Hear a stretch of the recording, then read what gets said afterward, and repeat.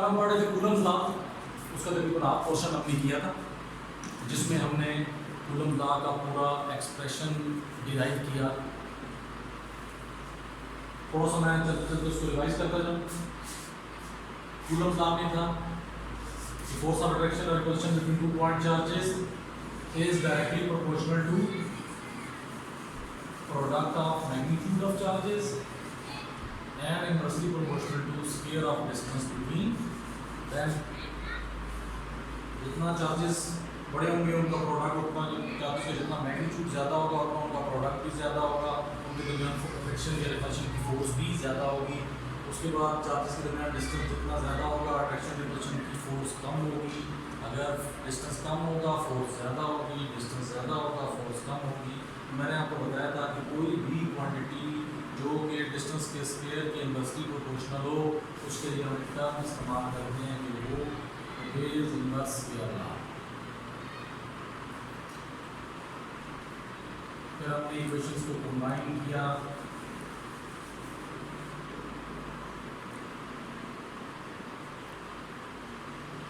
Proportional हटा, मैंने आपको बताया दो चीज़ें आती हैं, इक्वल का साइन साथ एक कांस्टेंट आता है, एक को हमने कूलम्स कांस्टेंट कहा,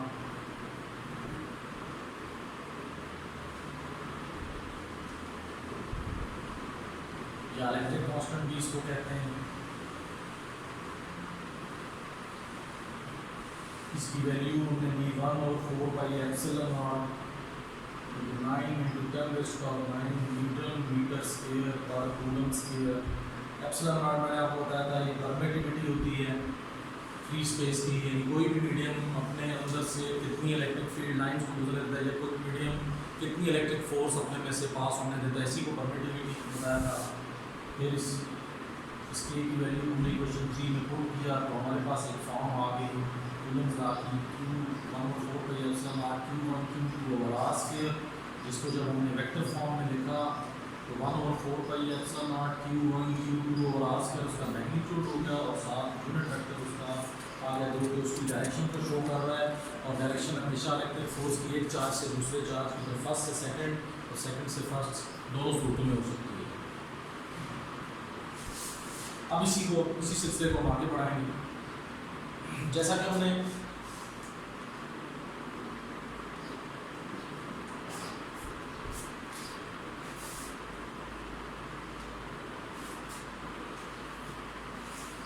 कल इसमें किया कि हमारे पास दो चार्जेस हैं, उन दो चार्जेस के दरमियान आप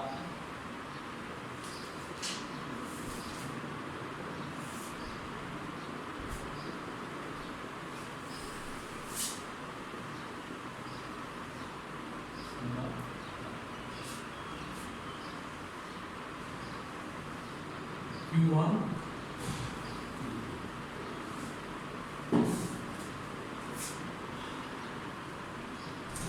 अब हमने कहा दो चार्जेस हैं, जाहिर बात है दोनों चार्जेस अगर लाइक चार्जेस हैं तो रिपेल करेंगे, अगर अनलाइक चार्जेस हैं तो अट्रैक्ट करेंगे। लाइक एक जैसे, अनलाइक मुखालिफ। अब यहाँ पे ये सवाल पैदा होता है कि अगर एक चार्ज Q1 Q2 को अट्रैक्ट कर रहा है, यानी उस पर फोर्स लगा रहा है, तो न्यूटन थर्ड लॉ के मुताबिक हर एक्शन का एक रिएक्शन होता है। यानी अगर एक्शन के तौर पे Q1 Q2 पे अट्रैक्टिव या रिपल्सिव फोर्स लगा रहा है, तो रिएक्शन के तौर पे Q2 भी Q1 पे अट्रैक्टिव या रिपल्सिव फोर्स लगाएगा। यहाँ पे एक चीज मैं आपको बताता चलूँ कि एक सवाल पैदा होता है कि एक्शन और रिएक्शन, क्या ये दो फोर्सेस एक दूसरे को बैलेंस करती हैं? तो आपने एक बात ज़हन में रखनी है कि एक्शन और रिएक्शन दोनों फोर्सेस एक दूसरे की इक्वल होती हैं, ऑपोजिट होती हैं, लेकिन वो कभी भी एक दूसरे को बैलेंस नहीं करती। सिस्टम एज अ होल, अगर हमारे पास दो बॉडीज का सिस्टम है तो सिस्टम की टोटल फोर्स शायद बैलेंस हो, सिस्टम की टोटल फोर्स बैलेंस हो जाएगी, लेकिन एक्शन और रिएक्शन एक दूसरे को म्यूचुअली बैलेंस नहीं करती। उसकी वजह अगर आप गौर करें, आपके पास एक बॉडी ए है, एक बॉडी बी है। हम कहते हैं कि बॉडी ए बॉडी बी पे फोर्स लगाती है, इसको हम एक्शन फोर्स कहते हैं। इसको हम कहते हैं suppose F force on B by A, तो रिएक्शन के तौर पे बॉडी बी बॉडी ए पे भी फोर्स लगाएगी, उसको हम क्या लिख देते हैं, force on A by B. अब मैग्नीट्यूड इन दोनों फोर्सेस का इक्वल होगा,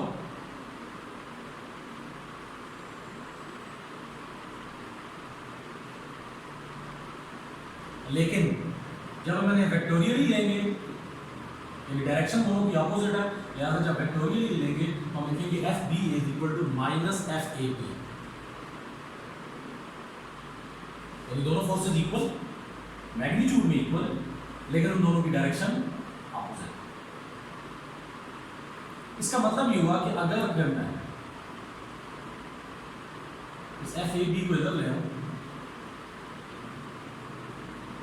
तो वो मेरे पास पूरे सिस्टम की जो फोर्सेस है उनका सम तो जीरो हो गया, यानी एज ए सिस्टम तो सम जीरो हो गया। लेकिन अगर इंडिविजुअली ये कहा जाए कि क्या एक्शन और रिएक्शन एक दूसरे को कैंसिल करेंगे, वो इसलिए नहीं करेंगी कि अगर आप जरा फिगर में गौर करें तो जो एफ बी ए फोर्स है जो बी पे लग रही है, एफ बी ए वो फोर्स है जो ए किस पे लगा रहा है, बी पे, और एफ ए बी कौन सी फोर्स है जो बी किस पे लगा रहा है, ए पे लगा रहा है। तो अगर आप गौर करें तो एक फोर्स बी पे लग रही है, दूसरी फोर्स ए पे लग रही है, यानी इसका मतलब ये हुआ कि दोनों बॉडीज पे सिंगल सिंगल फोर्स लग रही है, और सिंगल फोर्स कभी भी बैलेंसिंग कंडीशन को फुलफिल नहीं करती। बैलेंसिंग कंडीशन तभी फुलफिल होती है जब कम से कम आपके पास दो फोर्सेस हो, इक्वल भी हो। अगर आप बैलेंस कर सकती हैं, अगर फोर्सेस, अगर एक ही बॉडी होती है आपके पास, उस पर 2 न्यूटन फोर्स राइट वर्ड लग रही होती और 2 न्यूटन फोर्स लेफ्ट वर्ड लग रही होती, तो हम कह सकते थे कि बॉडी ए पे लगने वाली फोर्सेस का सम, जो दोनों बॉडी, ये दोनों फोर्सेस एक दूसरे को बैलेंस कर रही है। एक्शन और रिएक्शन दो डिफरेंट फोर्सेस हैं और दो डिफरेंट बॉडीज में लग रही होती हैं एज ए सिंगल फोर्स, लिहाजा वो दोनों एक दूसरे को बैलेंस नहीं करती। हाँ, जब हम पूरे सिस्टम की बात करेंगे तो हम कहेंगे जी ठीक है, एक्शन राइट वर्ड लग रहा है, रिएक्शन लेफ्ट वर्ड लग रहा है, दोनों इक्वल हैं लेकिन अपोजिट हैं, तो एक प्लस है दूसरा माइनस। तो जब हम ओवरऑल सम लेंगे तो हमारे पास ओवरऑल सिस्टम की जो फोर्स, सिस्टम का जो फोर्सेस का सम होगा वो आपके पास क्या आ जाएगा, जीरो आ जाएगा। इसलिए अगर कभी ये क्वेश्चन आ जाए कि can action balance reaction, action balance reaction को बैलेंस कर सकता है, तो आप कहेंगे action can never balance reaction because action and reaction acts on two different bodies, only those forces can balance each other which acts on same body in opposite direction. ये खैर जैसे दुनिया में बात हो रहा है, कॉन्सेप्ट आ गई।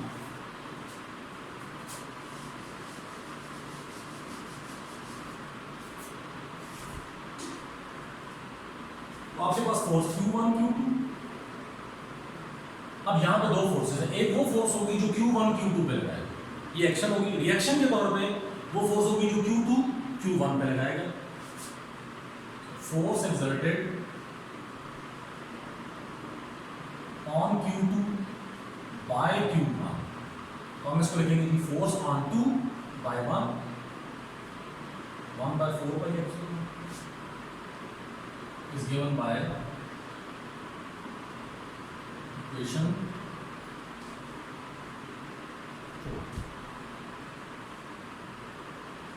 1/4 by epsilon naught Q1 Q2 over R square। Magnitude आ गया, साथ डायरेक्शन चाहिए, डायरेक्शन किधर है, चार्ज Q1 से Q2 की तरफ, R12 unit vector. First year में आपने पढ़ा यूनिट वेक्टर कौन सा वेक्टर होता है जो किसी वेक्टर की डायरेक्शन को शो करता है, इसका मैग्नीट्यूड 1 होता है। 1 मैग्नीट्यूड इसलिए होता है कि जब वो एज ए डायरेक्शन मैग्नीट्यूड के साथ मल्टीप्लाई होता है तो मल्टीप्लिकेशन में इसका मैग्नीट्यूड 1 है, लिहाजा वो ओवरऑल मैग्नीट्यूड पे कोई फर्क नहीं डालता। इसको ले लेते हैं equation 5। As a reaction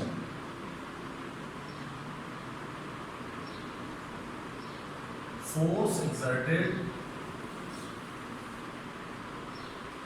on Q1 by Q2 is given by equation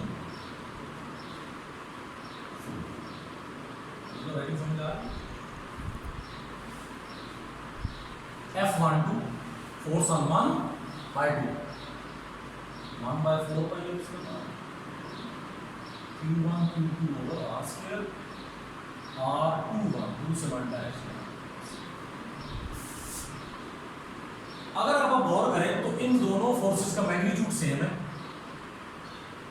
लेकिन डायरेक्शन डिफरेंट। एक फोर्स की डायरेक्शन चार्ज 1 से चार्ज 2 की तरफ है और दूसरी फोर्स की डायरेक्शन चार्ज 2 से चार्ज 1 की तरफ। लिहाजा मैं यूं लिख सकता हूँ कि R21 मैग्नीट्यूड में तो R12 की इक्वल होगा, लेकिन उसकी डायरेक्शन, क्योंकि इसकी डायरेक्शन 2 से चार्ज Q2 से Q1 की तरफ है और ये डायरेक्शन 1 से 2 की तरफ है, दोनों ऑपोजिट डायरेक्शन है।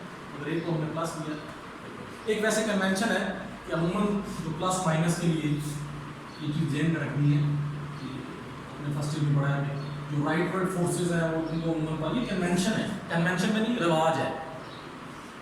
राइट वर्ड फोर्सेज को पॉजिटिव लिया जाता है, लेफ्ट वर्ड को नेगेटिव, अपवर्ड को पॉजिटिव लिया जाता है, डाउनवर्ड को नेगेटिव, ये कन्वेंशन है।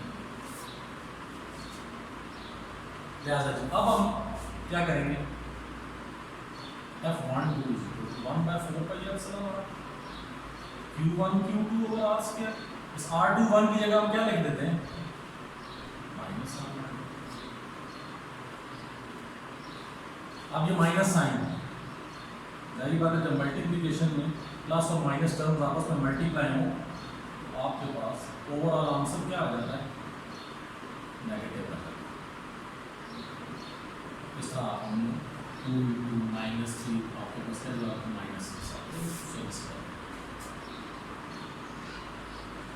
अगर मैं माइनस साइन को दोनों तरफ डिवाइड कर दूं,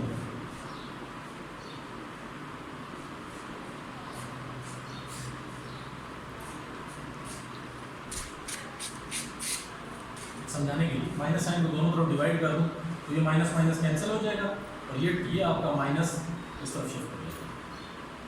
ये सब समझाने के लिए, वैसे तो ठीक है, माइनस x = -y या -x = y, ये एक ही चीज़ है। इसलिए इसका तरीकाकार ये होता है कि माइनस को -1 से आप दोनों तरफ डिवाइड कर देते हैं, अगर माइनस कट जाता है तो जाहिर बात है इधर आपके पास plus divided by minus, answer आपके पास ओवरऑल क्या आ जाता है, माइनस आ जाता है। 1/4πε0 Q1 Q2 over R square R12। This is equation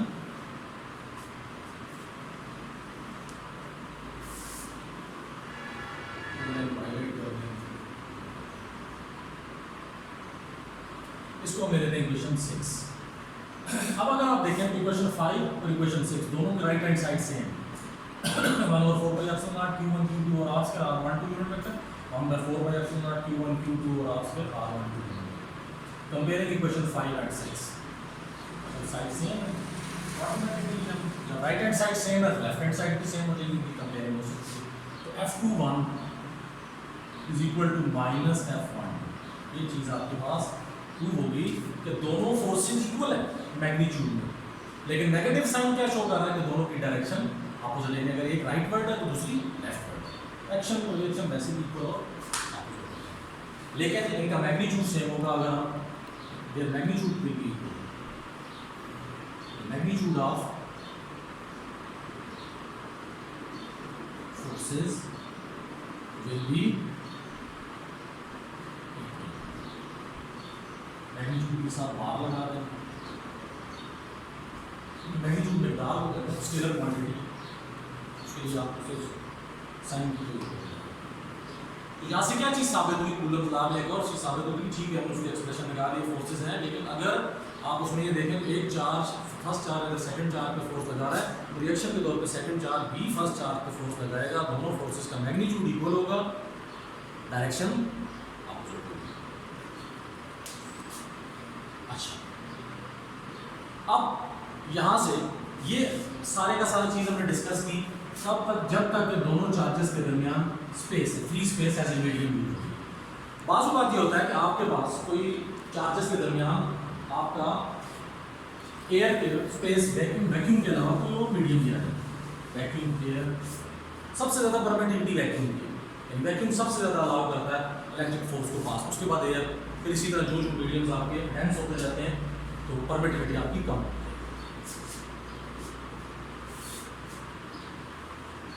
और जो जो परमिटिविटी कम होगी चार्जेस के दरमियान जो इलेक्ट्रिक फोर्स है वो रिड्यूस होगी। अब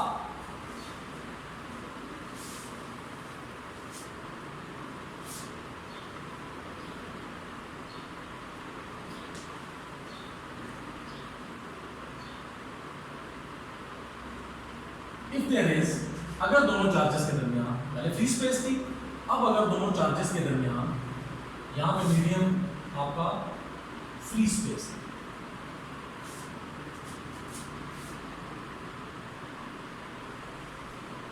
अगर हम दोनों चार्जेस के दरमियान कोई डाइलेक्ट्रिक या इंसुलेटर नॉर्मल आप पढ़ते हैं कि तीन कैटेगरीज आपने सॉलिड्स की पढ़ी हुई, कंडक्टर्स जिनमें से इलेक्ट्रिसिटी इजीली गुजर जाती है, इलेक्ट्रिक फोर्स मैक्सिमम गुजर जाती है, सेमी कंडक्टर जिसमें कंडक्टिविटी इंटरमीडिएट होती है, इंसुलेटर्स जिसमें से आपका करंट नहीं गुजर सकता, यानी इसका मतलब अगर करंट नहीं गुजर सकता तो आपके इलेक्ट्रिक फील्ड लाइन्स यानी इलेक्ट्रिक फोर्सेस भी कम गुजरेंगी।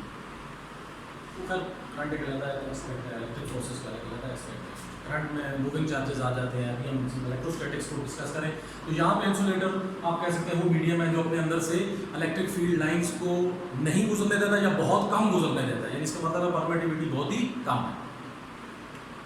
अब इसको डाइलेक्ट्रिक अगर आप लफ्ज को गौर करें तो डाइलेक्ट्रिक, डाई दो इलेक्ट्रिक चार्जेस, इसका मतलब ये हुआ कि जो इंसुलेटर होता है या डाइलेक्ट्रिक होता है उसके अंदर चार्जेस मौजूद होते हैं, लेकिन यहाँ पे हमारे लिए इलेक्ट्रिक फोर्सेस के फ्लो के लिए आपको चार्जेस की जरूरत नहीं है, फ्री चार्जेस की जरूरत है। तो डाइलेक्ट्रिक या इंसुलेटर से वैसे होते हैं जिनके अंदर फ्री चार्जेस मौजूद नहीं है। तो डाइलेक्ट्रिक से मुराद ऐसा मटेरियल है जिसके अंदर चार्जेस मौजूद होते हैं लेकिन फ्री चार्जेस मौजूद नहीं होते, फ्री चार्जेस मौजूद नहीं होते। तो हमारी जो कंडक्टिविटी या किसी चीज़ के अगर इलेक्ट्रिक फील्ड लाइंस का फ्लो लें तो या उसके लिए हमें ऐसी यहाँ पर खैर थोड़ा सा मैं अगर मूविंग चार्जेस को लिए डिस्कस करके फिर आप बस इसी चीज़ को ध्यान में रखें, आगे चल के पूरा डाइलेक्ट्रिक में हम जब इलेक्ट्रिक पोलराइजेशन पढ़ेंगे तो इंशाल्लाह पूरा डाइलेक्ट्रिक को डिस्कस कर लेंगे उसमें। अच्छा, डाइलेक्ट्रिक यानी चार्जेस हैं लेकिन फ्री चार्जेस नहीं है, यानी इंसुलेटर यानी इसमें से ऐसा मटेरियल है जो अपने अंदर से इलेक्ट्रिक फोर्सेस को उस तरह फ्री स्पेस की तरह गुजरने नहीं देता। अब यहाँ पे इसका मतलब ये हुआ कि when dielectric insulator of permittivity epsilon r, इसको बाद में निकला। इसका मतलब ये हुआ कि अगर डाइलेक्ट्रिक के रखने से इलेक्ट्रिक फील्ड लाइंस का फ्लो कम हो जाएगा या इलेक्ट्रिक फोर्स कम पास होगी, तो इसका मतलब एक चार्ज से दूसरे चार्ज पे लगने वाली फोर्स कम होगी। अब सवाल ये पैदा होता है कितनी कम होगी, तो आपने ये ज़हन में रखना है कि डाइलेक्ट्रिक के रखने से एक चार्ज जो दूसरे चार्ज पे या दूसरा जो पहले चार्ज पे फोर्स लगा रहा है वो फोर्स रिड्यूस हो जाती है, और वो फोर्स रिड्यूस कितनी होती है जितनी उस डाइलेक्ट्रिक की परमिटिविटी है। यानी इसका मतलब यह कि अगर उस डाइलेक्ट्रिक की परमिटिविटी 10 है तो एक चार्ज दूसरे चार्ज को जिस फोर्स के साथ अट्रैक्ट या रिपेल कर रहा था वो फोर्स 10 गुना कम हो जाएगी। क्यों? कि इंसुलेटर या डाइलेक्ट्रिक इलेक्ट्रिक फोर्सेस को अपने अंदर से फ्री स्पेस जितना गुजरने नहीं देता और ज़्यादा रुकावट क्रिएट करता है बनस्पत के फ्री स्पेस की। तो जब रुकावट किसी चीज़ में क्रिएट हो जाए तो उस चीज़ का जो फ्लो होता है वो फ्लो आहिस्ता हो जाता है, जो फ्लो वो रुक जाता है। तो डाइलेक्ट्रिक को जब भी हम रखेंगे, dielectric insulator electric field lines को अपने अंदर से पास नहीं होने देता, जिसकी वजह से परमिट आपका एक चार्ज दूसरे चार्ज पे फोर्स लगा रहा था वो फोर्स रिड्यूस हो जाती है, और वो फोर्स कितनी रिड्यूस होती है जितनी उस डाइलेक्ट्रिक की परमिटिविटी है। अगर उस डाइलेक्ट्रिक की परमिटिविटी 10 है तो जो इलेक्ट्रिक फोर्स चार्जेस के दरमियान है वो 10 गुना रिड्यूस हो जाएगी, अगर वो 20 है तो 20 गुना रिड्यूस हो जाएगी। यहाँ हमने डाइलेक्ट्रिक की परमिटिविटी कितनी दी है एप्सिलॉन आर, देन हम कहेंगे जी electric force between charges reduces epsilon r times। तो इसका मतलब फिर हम पहले हम जो फोर्स दे रहे थे वो क्या थी, F थी। ये कब थी? जब चार्जेस के दरमियान फ्री स्पेस थी। अब जब हमने डायरेक्ट रखा है उसकी मदद से फोर्स क्या होगी, रिड्यूस। लिहाजा रिड्यूस फोर्स को हम सिंबॉलिकली F प्राइम से, और F प्राइम कितनी होगी, रिड्यूस होगी जितनी डाइलेक्ट्रिक की परमिटिविटी। तो रिड्यूस हो रही है, जब चीजें रिड्यूस हो रही हो तो मैथमेटिकली वो डिवाइड होती है, डिवीजन से चीजें कम होती है, मल्टीप्लिकेशन से चीजें ज्यादा होती हैं। तो हम क्या करेंगे, जो पहले फ्री स्पेस के टाइम फोर्स थी उसको हम डाइलेक्ट्रिक की परमिटिविटी पे डिवाइड करेंगे, तो हमारे पास रिड्यूस्ड फोर्स आ गई डायरेक्ट्रिक के रखने के बाद। तो पुट यहां से this is equation 7, put F from equation 4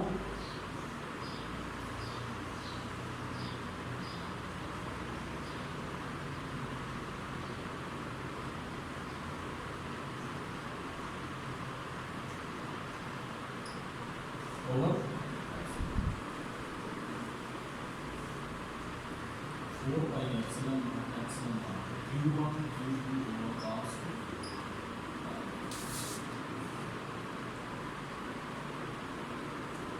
ये आपके पास रिड्यूस्ड फोर्स बता।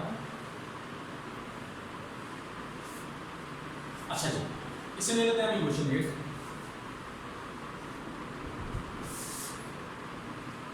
अब यहां पे consider equation 7, consider again equation 7, f dash is equal to f over epsilon naught। अगर हम यहां पे पोजीशन इंटरचेंज कर लें, एप्सिलॉन r यहां ले लें, f dash तो यहां से आपके पास रिलेटिव परमिटिविटी या डाइलेक्ट्रिक कांस्टेंट की डेफिनेशन निकलेगी। इसको रिलेटिव परमिटिविटी भी कहते हैं और साथ को डाइलेक्ट्रिक कांस्टेंट भी कहते हैं।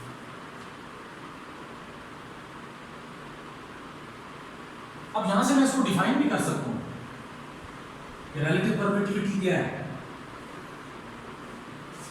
relative permittivity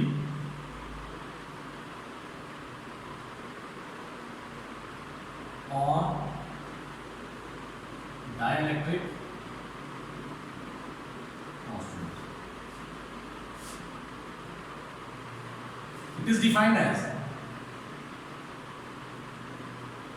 ratio of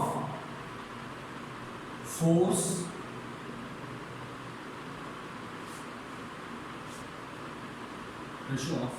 of attraction or repulsion between charges when free space is medium between charges to the force of attraction or repulsion when dielectric or insulator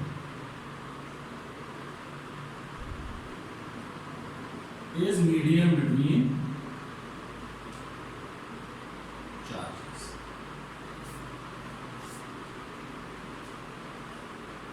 डायरेक्ट्रिक को आप किस तरह डिफाइन कर सकते हैं?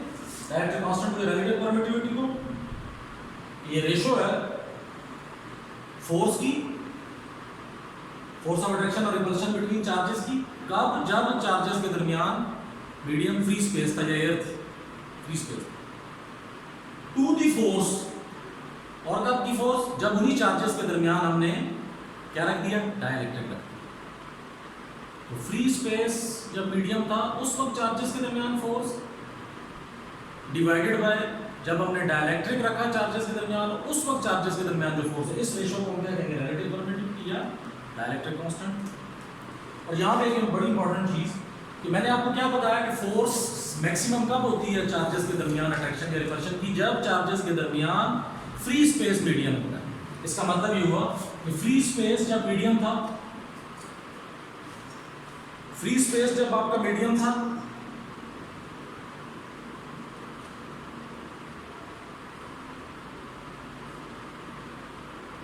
फ्री स्पेस जब medium था उस वक्त की जो फोर्स है वो आपकी न्यूमरेटर में,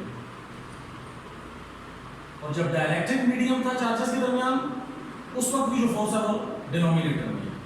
अगर मैं मैथमेटिकली देखूं, इसे मैं ले लेता हूं इक्वेशन 9,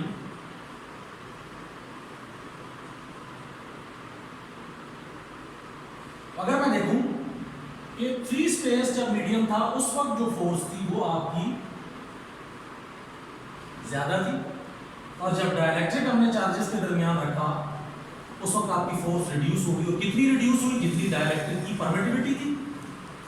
इसका मतलब ये हुआ कि F जब फ्री स्पेस मीडियम था उस वक्त की फोर्स को हमने किससे रिप्रेजेंट किया, F से, और जब डाइलेक्ट्रिक मीडियम आ गया उस वक्त की फोर्स को हमने किससे रिप्रेजेंट किया, F प्राइम से, और जब फ्री स्पेस मीडियम था उस वक्त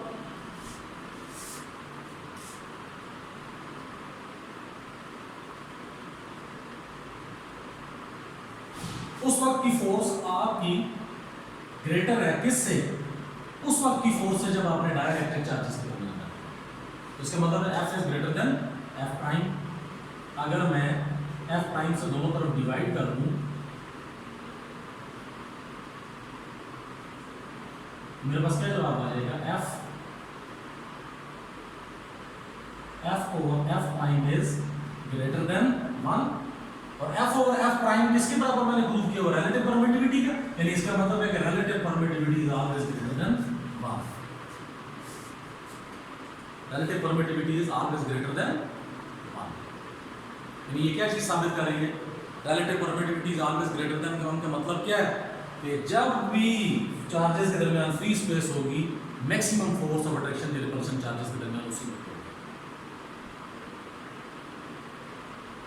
जब भी आप उसकी जगह को मीडियम रिप्लेस करेंगे, फोर्स ऑफ अट्रैक्शन या रिपल्शन रिड्यूस हो जाएगी। तो आज के लिए काफी है इंशाल्लाह।